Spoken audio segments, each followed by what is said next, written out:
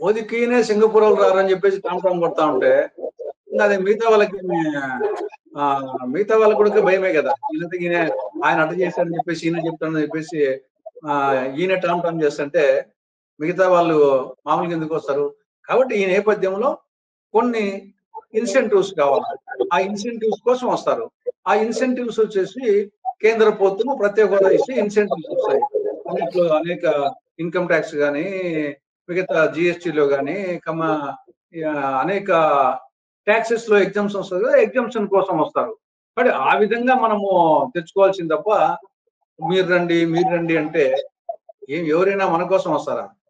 వాళ్ళ పరిస్థితి చూసుకొని లా అండ్ ఆర్డర్ బాగుండాలా, తర్వాత వాళ్ళకి బెనిఫిట్స్ రావాలా, యాంగిల్లో ఆలోచిస్తారు తప్ప సింగపూర్ వాళ్ళు కానీ ఊరు కానీ ఏ పెట్టుబడిదారైనా మన కోసము ప్రజల కోసం రారు, వాళ్ళ లాభాల కోసం వస్తారు. ఆ లాభాల కోసం వచ్చే నేపథ్యంలో మనము 10 మందికి ఉద్యోగాలు వస్తాయి, గవర్నమెంట్ కు కొంత ట్యాక్సెస్ వస్తాయి అనే దృష్టి చూసుకుంటూ at same time environment pollution కాకుండా కూడా చూసుకోవాలి. మనకు ఫ్యాషన్ అయిపోయింది. ఇప్పుడు మిగతా రాష్ట్రాల ముఖ్యమంత్రులు మహారాష్ట్రకు పెట్టుబడులు విపరీతంగా వస్తాయి. వాళ్ళు పొద్దు సమయ మా ఊరికి రండి, మా ఇంటికి రండి అని చెప్పరే. అంటే ముందు మనం వచ్చేసి మౌలిక సదుపాయాలు క్రియేట్ చేసి మనం ప్రత్యేక హోదా తెచ్చుకొని కొన్ని లా అండ్ ఆర్డర్ మెయింటైన్ చేసుకుంటే ఇప్పుడు వస్తారు తప్పనిచ్చేసి ఊరికనే మా రాష్ట్రానికి రండి, మీరు పెట్టుబడి పెట్టండి అంటే వచ్చేసి ఎవరు రారని నా అభిప్రాయం. ఓకే, ఇప్పుడు ఫ్రీ బస్సుకు రైట్ అన్నట్టు కూడా కేబినెట్ గ్రీన్ జెండా ఊపింది అనుకోవచ్చా? 3 బస్సులు ఎక్కడైనా ప్రయాణించవచ్చు అన్నట్టు కూడా కేబినెట్ నిర్ణయించింది. ఫ్రీ బస్ అమలు ఎట్లా ఉండే అవకాశం ఉంది? ఏం చెప్తారు సార్ ఏపీలో? ఆల్రెడీ 5 రాష్ట్రాల్లో అమల్లో ఉంది. తెలంగాణ, కర్ణాటక, కేరళ, చెన్నై, మిగతా ఏదో ఒక రాష్ట్రంలో ఉన్నట్టుంది. అక్కడ అబ్జర్వ్ చేసి వచ్చినట్టుంది. సరే ఒక డెసిషన్ లేట్ గా అయినా సరే 14 నెలల తర్వాత అయినా సరే లేట్ గా ఒక డెసిషన్ తీసుకున్నారు. రేపు 15 తారీఖు నుండి ఆగస్టు 15న దాదాపు 74% బస్సెస్ మహిళల కోసమే ఉచితంగా రాష్ట్రంలో ఏ ప్రాంతం నుండి ఏ ప్రాంతానికైనా నిర్ణయం తీసుకున్నట్టుంది. ఓకే, సూపర్ 6 హామీల్లో మహిళలకు ఇచ్చిన 3 హామీల్లో 2 హామీలు, ఒకటేమి 3 గ్యాస్ సిలిండర్లు ఉచితంగా అనేది ఒకటి, రెండవది స్త్రీ శక్తి ఉచిత బస్సు ప్రయాణం, ఇది రెండో చేస్తున్నారు 14 నెలల తర్వాత అయినా. మూడవదేమో ఆడబిడ్డ నిధి యాక్చువల్ గా ఎక్కువ ఖర్చు అయ్యేది ఆడబిడ్డ నిధి. ఇది 1952 కోట్లే ఇది ఉచిత బస్సు ప్రయాణం, కానీ ఆడబిడ్డ నిధికి దగ్గర 32,000 కోట్లు కావాల్సిన అవసరం. ఆల్రెడీ వచ్చేసి మొన్న అచ్చెన్నాయుడు ఆడబిడ్డ నిధి అమలు చేయాలంటే ఆ రాష్ట్రాన్ని అమ్మాల్సిందని చెప్పేసినాడు. కాబట్టి మహిళలకు ఇచ్చిన 3 హామీల్లో ఒకటి ఆల్రెడీ ఇంప్లిమెంట్ చేస్తుంది, రెండవది వచ్చేసి ఇది చేస్తూ ఉంటున్నారు. కానీ పెద్దది ఎక్కువ అమౌంట్ అయ్యేది మూడోది ఆడబిడ్డ నిధి, ఆడ చేతులు ఎత్తినట్టు కనపడతా ఉంది. సరే, anyhow something is better than nothing, ఏదో 15 నుంచి చేస్తా ఉంటున్నారు. కానీ అట్ ది సేమ్ టైం దీని వలన మిగతా రిపర్కషన్స్ రాకుండా, మిగతా మగ ప్రయాణికులకు ఇబ్బంది లేకుండా చూసుకోవాల్సిన అవసరం ఉంది. తర్వాత కొంత ఆటో వాళ్ళకు వచ్చేసి కొంత అసంతృప్తి వచ్చే అవకాశం ఉంది, దాన్ని కొంచెం చూసుకోవాల్సిన అవసరం ఉంది. కొన్ని జాగ్రత్తలు తీసుకొని బహుశా ఇంప్లిమెంట్ చేస్తారేమో అనుకుంటున్నాను. Anyhow something is better than ఏమీ లేదు అనుకంటే ఆలస్యంగానైనా సరే అమలు చేస్తున్నారు, అభినందిస్తారు. ఓకే, తులసిరెడ్డి గారు, ఇప్పుడు అమెరికా గురించి మాట్లాడదాం. ట్రంప్ ఏంటి మన దేశం మీద పగబట్టిండా? ఆ టారిఫ్లు ఏంది, ఆ సుంకాలు ఏంది, ఆ 25% ఏంటి సార్? ఇక్కడ సరే ఆయన యాంగిల్లో ఆయన కరెక్ట్, మన యాంగిల్లో మనం కరెక్ట్.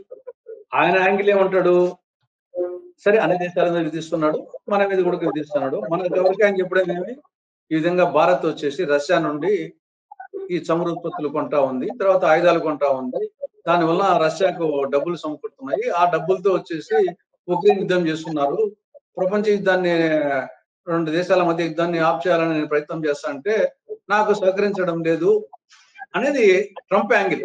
అంతవరకు వచ్చేసి మనము ఆయన యాంగిల్లో వచ్చేసి సరే ఆయన టెంపర్మెంట్ అన్ని మనం అనుకున్నా కానీ ఆయన యాంగిల్లో ఆయనది కరెక్టే.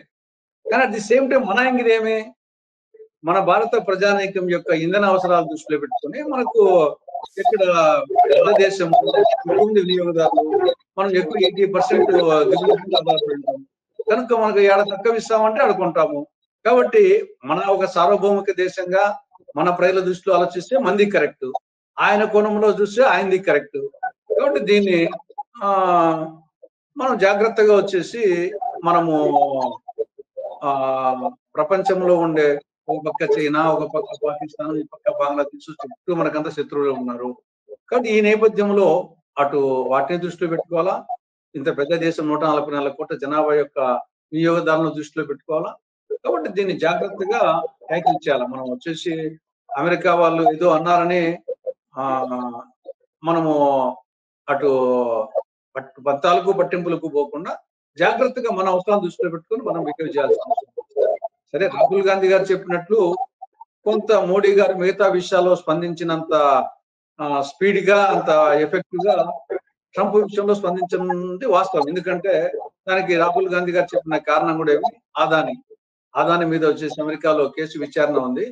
దానికోసం వచ్చేసి ట్రంప్ మీద ఆయన రియాక్ట్ అయినంత వేగంగా పకడ్బందీగా ఎఫెక్టివ్ గా స్పందించడం అనేది అది కూడా వాస్తవమే.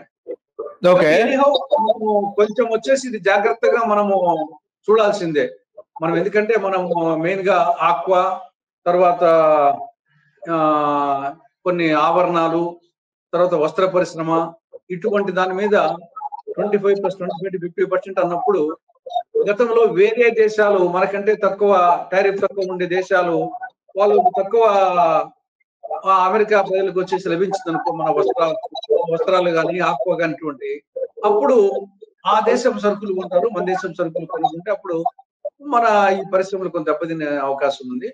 అలా మనకు పెద్ద పోటీదారులు లేని వస్తువులు అయితే మనకు అంత ఉండదు. కానీ ఎనిహౌ అమెరికా ప్రజలకేమో దెబ్బే. అమెరికా ప్రజలు ఓవరాల్ గా ఎక్కువ నష్టపోయేది అమెరికా ప్రజలు. కొనాల్సింది వాళ్ళు కదా, వాళ్ళకు నష్టం జరుగుతుంది. ఆ నష్టం జరిగే దాంట్లో మనకు కాంపిటేటివ్ దేశాలు ఉంటే మనం నష్టపోతాం, కాంపిటేటివ్ దేశాలు లేకపోతే అది ఎక్కువ నష్టపోయేది అమెరికా ప్రజానికమే. కొనక తప్పదు.